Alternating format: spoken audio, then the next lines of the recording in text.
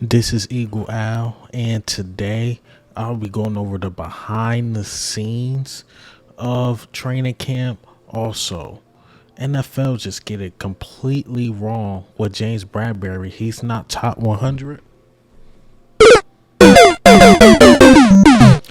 All right, and I want to talk about the ops. The ops got paid, but let's get straight into it. All right, behind the scenes, Jalen Hurts, Jake Elliott, best kicker in the league, man. Get ready, Sidney Brown. Can't wait to see this guy on the field. He's definitely going to be on the field making big plays for sure. Can't wait to see it, man. Brandon Graham, how much can I say? Aging like wine, just getting better and better each season. Devontae Smith, got to show that he's not number 100. It's not 99 guys better than that guy. Reed Blankenship, Kayvon Wallace, got a lot to prove. Behind the scenes shoot. I don't know what else to do here, but I'll see you guys later.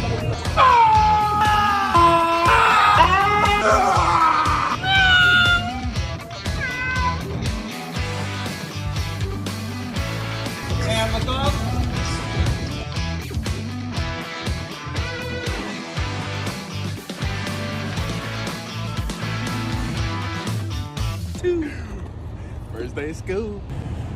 Y'all are back. Got Reggie, my team dog. I miss my dog. I just wanted to take him for a walk. Sit, shake, palm. Y'all get those skill guys, they come out dressed up and all that. What's up, fellas? That time again.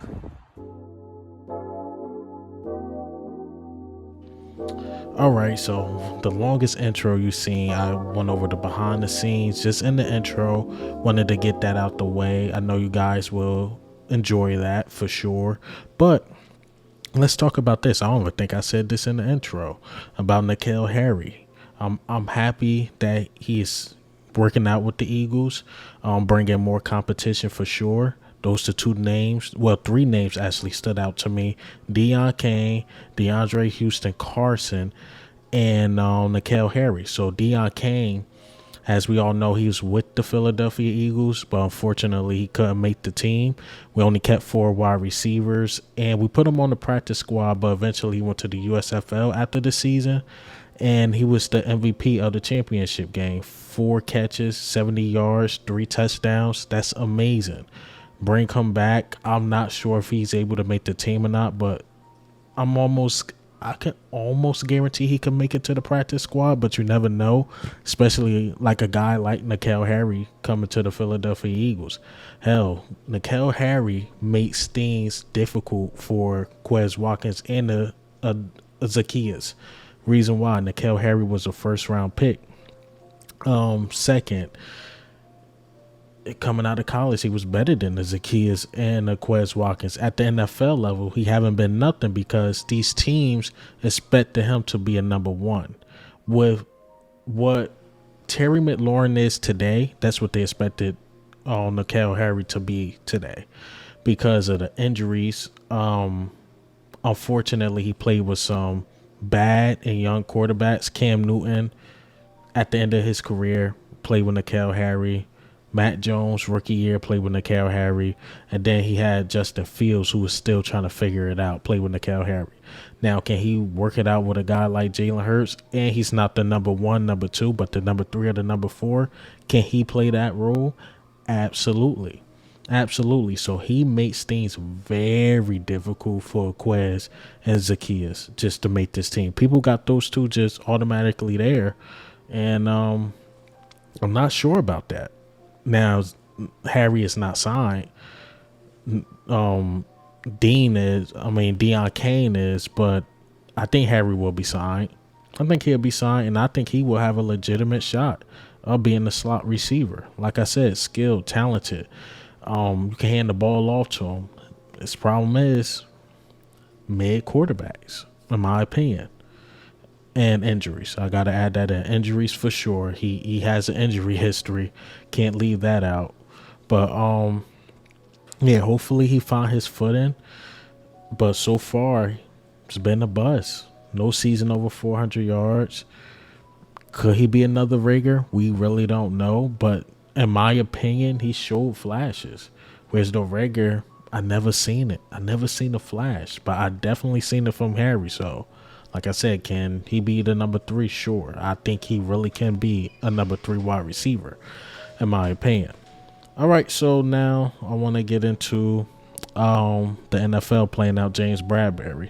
Outside of the top 100, these are the people they have. Some of these people I agree with. I think Diggs should be in the top 100. I believe Bradberry, of course, should be in there.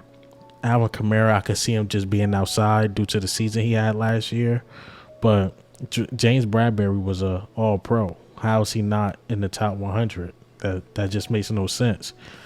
And I honestly think a lot of players don't respect him because we asked him to play the number 2 cornerback. He really didn't have to guard the number 1 wide receivers like that unless he was asked to. That was mainly Slay's thing, but Bradberry being played out like this is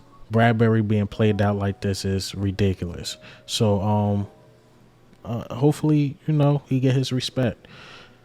All right, so I want to talk about the ops a little bit. Let's talk about the ops just a little bit. Saquon Barkley actually took a 1-year deal. 1-year deal. He got an extra $1 million if he doesn't sign the franchise tag.